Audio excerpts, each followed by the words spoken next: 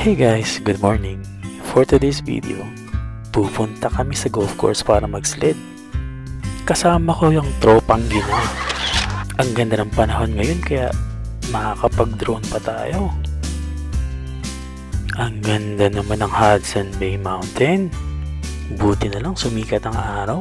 Kahit minus 22, hindi masyadong ramdam. O paano? Tara, simula na tayo. December halos ang pagbuwas ng snow dito sa Smithers. Kaya pagdating ng January, nababalot talaga ng yelo itong golf course. Kaya naman, kaming mga bata at isip bata, sinasamantala din namin yung time na to kasi isa to sa mga outdoor activities kapag winter dito sa Smithers. Oh wait lang, drone shot muna kasama ang tropang Ginaw. Todo kaway pa rin kahit tumutulo na yung sipon oh.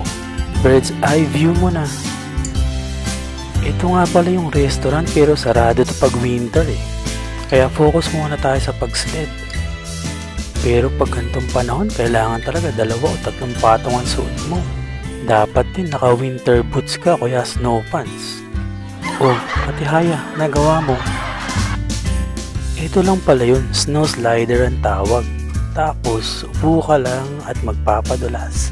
Ready, set, go! So galing sa taas, mag-slide ka lang pababa. Pero kailangan mo pumreno para di ka dumiretso sa restaurant. O eto, try naman namin. Kami mga guys naman. Simple lang, di ba? Pagkatapos ng 1 oras, halos dumidilim na. Kaya ito, picture-picture muna kami. As a supportive friend naman si Chestory. Sige pre, palipayin mo yung drone.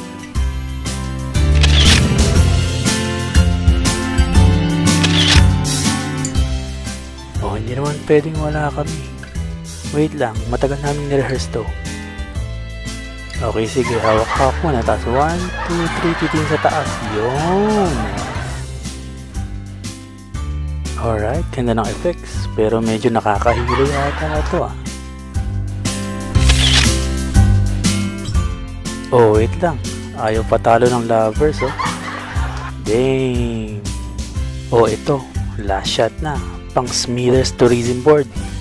Yes! A town for all seasons. Siyempre, ito naman. See you again!